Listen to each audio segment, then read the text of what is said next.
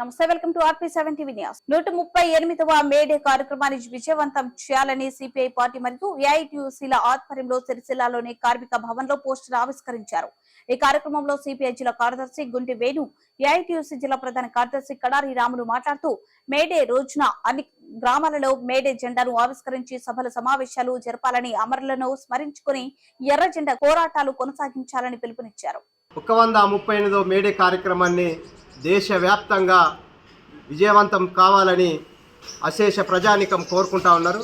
ముఖ్యంగా శ్రీకాకుళం నగరంలో ఉద్భవించినటువంటి ఎర్రజెండా 138 సంవత్సరాల క్రితం ప్రారంభమై వల్ల దేశాల్లో పోరాడితే పోయేదేం లేదు. బానిస సంఖ్యలని ప్రపంచ ప్రజానికాన్ని మేల్కొల్పుతున్నటువంటిది సంఘము, పార్టీలేవైనటువంటి ఎర్రజెండా సంఘాలే.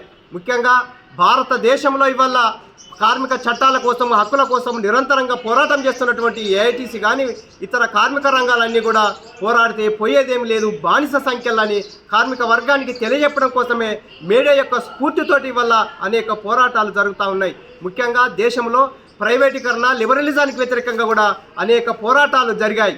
ముఖ్యంగా 138 సంవత్సరాల నుంచి అనన్యమైనటువంటి త్యాగాలు చేసినటువంటి చరిత్ర కార్మిక వర్గం ఉంది. నిర్బంధాల మధ్యన, అరెస్టుల మధ్యన, కేసుల మధ్యన చట్టాల కొనసాగింపులో భాగంగా అనేక పోరాటాలు చేయడం జరిగింది. ఇన్ని సంవత్సరాల చరిత్రలో అనేక పాలక వర్గాల వల్ల కార్మిక చట్టాలను కుదించడానికి ఇవాళ ప్రయత్నం చేసే తప్ప కార్మిక వర్గం కోసం పోరాటం చేసినటువంటి చరిత్ర ఎక్కడ కూడా లేదు.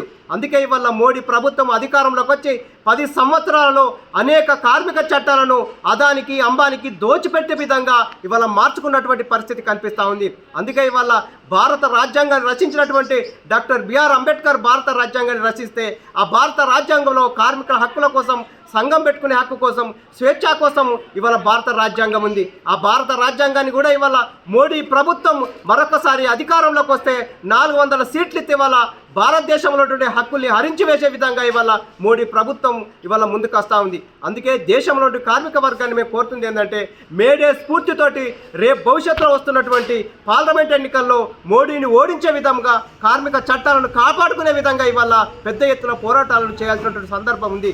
కాబట్టి కార్మిక వర్గం కోరుకున్నటువంటి ఏదైతే ఉన్నదో 8 గంటల పనిదినం కోసం ఇవాళ నిరంతరంగా పోరాటం చేయడం మూలంగానే ఇవాళ మన హక్కుల్ని కాపాడుకున్న వాళ్ళం అవుతామని మేడే స్ఫూర్తితోటి ఇవాళ పోరాటాలు చేసి హక్కుల్ని, సంఘాలని సమానత్వం కోసం, సౌభ్రత్వం కోసం ఇవాళ పోరాటం చేయాల్సినటువంటి అవసరం ఉంటుందని కార్మిక వర్గానికి తెలియజేస్తా ఉన్నాం.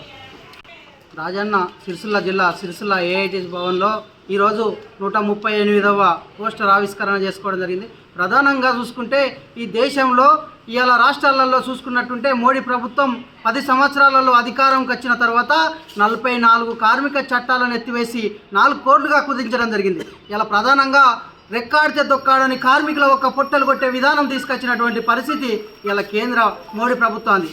ఇవాళ చూసుకున్నట్టుంటే కార్మిక ఒక హక్కులను అప్పుడు బ్రిటిష్ సామ్రాజ్యంలో బ్రిటిషులతో కొట్లాడి సాధించుకున్నటువంటి 44 కార్మిక చట్టాలను ఇలా సాధించుకున్నటువంటి చట్టాలను ఎత్తివేసి 4 కోట్లుగా కుదించడం జరిగింది. ప్రధానంగా ఈ దేశంలో, రాష్ట్రంలో ఇలా ఈ యొక్క జిల్లా, నియోజకవర్గ స్థాయిలో కూడా కార్మికులు, కర్షకులు ఇలా ఆలోచన చేయవలసింది ఏంటంటే ఇవాళ మనం ఒక కార్మిక చట్టాలను ఇలా గౌరవ వేతనం పైన కానీ ఇలా ప్రజలకు, ఇలా కార్మికులకు ఇలా చూసుకున్నటువంటి పొట్టగొట్టే విధానం ఇలా ప్రధానంగా 44 చట్టాలను ఎత్తివేసి ఇలా ఎక్కడ పనిచేసే చోట కూడా సమ్మెలు, ధర్నాలు, కార్యక్రమాలు చేయకుండా కూడా ఇలా ఎత్తివేసేటువంటి పరిస్థితి బీజేపీ ప్రభుత్వం తీసుకొస్తా ఉంది. ఇలా ప్రధానంగా ఇలా అడ్డాల మీద స్థానికంగా ఉన్న కార్మికులకు ఉపాధి కరువైనప్పటికీ, ఎన్నో దరఖాస్తులు పెట్టినప్పటికీ స్థానికంగా ఉన్న కార్మికులకు ఉపాధి కరువు అయిపోయింది.